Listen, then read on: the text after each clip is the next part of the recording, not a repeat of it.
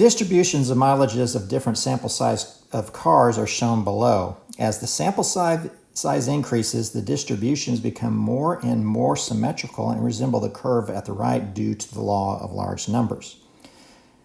The curve at the right is a normal distribution, a continuous, symmetric, bell-shaped distribution of a random variable.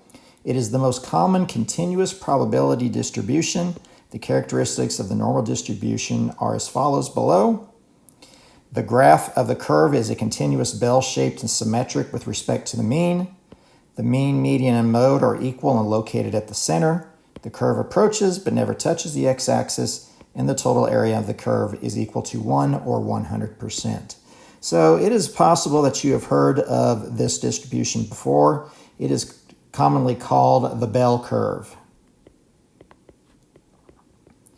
And what the bell curve is that most people, and I'll just put this in the middle here, most people, or most of anything, are just average. So in this case, average, or the mean, or even the median, is 24 miles per gallon. You have a few cars that are get a little bit better gas mileage at 27 miles to the gallon, and according to this, you have very few over here that get 30 miles to the gallon. Same way for bad mileage cars, you have a fewer than the average or mean get 21 miles to the gallon, and even fewer get 18 miles to the gallon. And this distribution could actually go further out. If it went to 33, you can see there are just fewer that get 33 miles to the gallon than 30 miles to the gallon. Or if I put a 15 over here, there's extremely few cars that get 15 miles to the gallon. So this is very typical of a very large population. It is considered the normal distribution, but you will often hear it called the bell curve. The area under the normal curve represents the amount of data within a certain interval or probability that a random data falls within that interval. The empirical rule can be used to determine the area under the normal curve at specific intervals. It's called the empirical rule.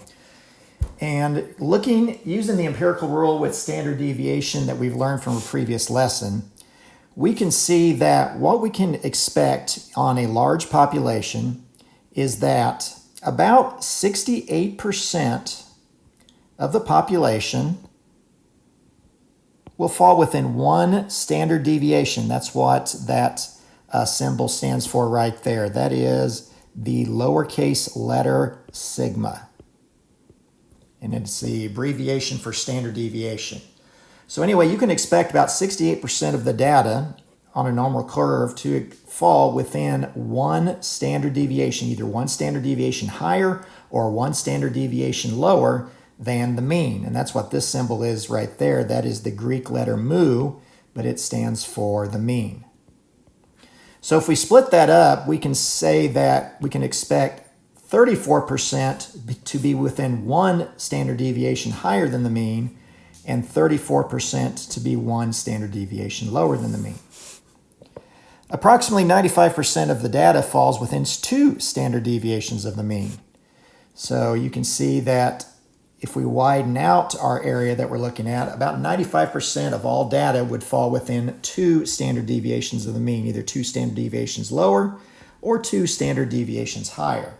So that's a total of 95%, but we already know that 34% is in each one of those two sections already. So what's left over is when you take 95 minus 68, you get 27. If we split that up evenly, we can expect to see about 13.5% higher within one and two standard deviations of the mean, and about 13.5% of the population within one or two standard deviations less than the mean. And then the final is approximately 99% of the data will fall within three standard deviations of the mean. So we get this very wide area, and that's about 99.7% of all the data within three standard deviations higher and three standard deviations lower. So in those sections between 2 and 3 standard deviations higher and lower, we have very small percentages of 2.35%. There's only 0.3% left after 3 standard deviations higher or lower than the mean, but we can still split that up. we can take this a little bit further and we can state that beyond 3 standard deviations, in these little bitty tiny sections out here and out here, about where the arrows are, in these little tiny sections beyond those, this direction and this direction, about 0.15% of the population is more than 3 standard deviations higher than the mean, and about 0.15% is more than 3 standard deviations below the mean. So if you add up all of those percentages that's under the normal curve, they do add up to 100%. This is sometimes referred to as the percentages rule. Those percentages are 68, 95, and 99.7. So if you hear the empirical rule, this is also sometimes referred to as the 68, 95, 99.7 rule. So example 1, find a normal distribution. A normal distribution has a mean of 21 and a standard deviation of 4. Find the range of values that represent the middle 68% of the distribution. So the middle 68% of the distribution, so I'll go back up to my bell curve up there. The middle 68% of the distribution is 1 standard deviation higher and 1 standard deviation lower than the mean. So if we have a mean of 21 and a standard deviation of 4, and we're looking at 1 standard deviation higher and 1 standard deviation lower than the mean because we're looking at just the middle 68% of the distribution, what we're going to do is we're going to add 4 to the 21. So the mean is 21. We'll add 4 to that to get 25. And we'll also subtract the standard deviation from the mean to get 17. And what that means is that the range of values in the middle 68% of this particular distribution would be from 17 to 25. That is the range of values that is 1 standard deviation away from a mean of 21. What percent of the data will be greater than 29? So 29 is 8 more than 21. We can figure that out by taking 29 minus 21, and that equals 8. So 21 is 8 more than 29. So that is 2 standard deviations. If a standard deviation is 4, 2 4s give you 8. So that's 2 standard deviations. Whoop, I accidentally erased it.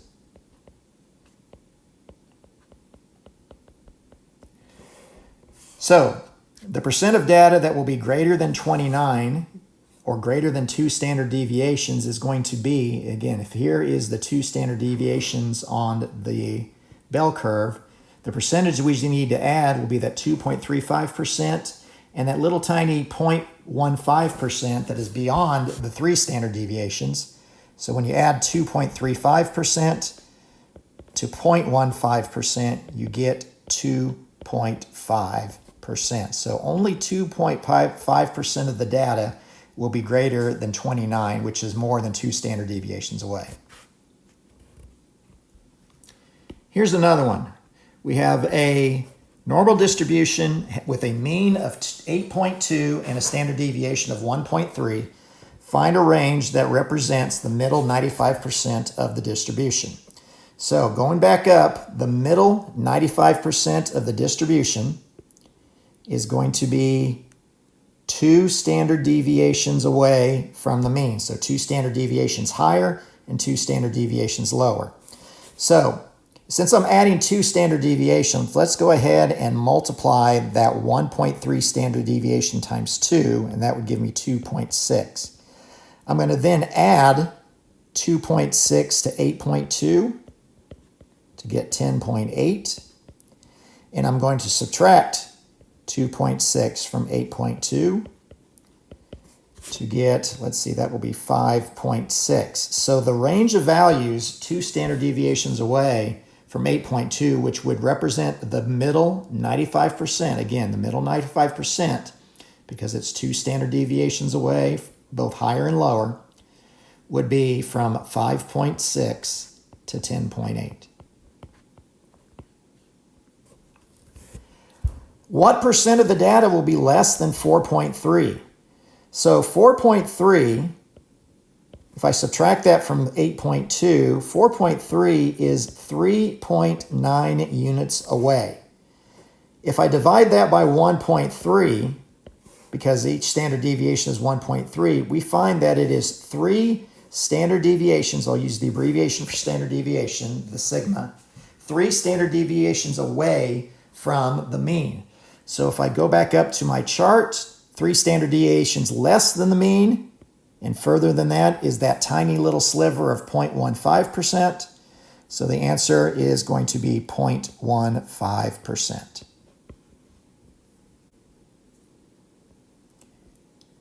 Real world example 2. The heights of 1,800 adults are normally distributed with a mean of 70 inches and a standard deviation of 2 inches. About how many adults are between 66 and 74 inches? Okay, so this time they give us a range and we need to figure out the percent that is between 66 and 74. If a standard deviation is 2 inches and the mean is 70 inches, then 4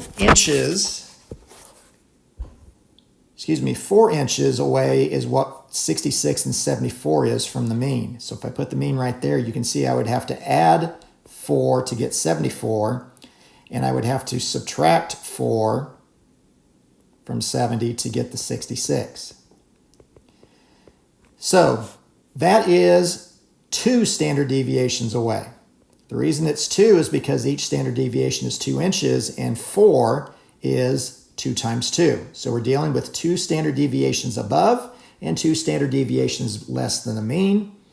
So I go back up to my empirical rule. It's 2 standard deviations away, both above and below, is that 95%. So it is 95%, but this time the question asked about how many adults are between those 2 sizes. So 1,800 adults were in this normal distribution, so I'm going to take that 1,800 and I'm going to take it times 95% as a decimal. That's 0.95. Again, move your decimal 2 to the left, and that will give me 1,710 adults in this normal distribution that are between 66 and 74 inches. Part B is, what is the probability that a random adult is more than 72 inches tall? So 72 inches tall is only 1 standard deviation away from the mean.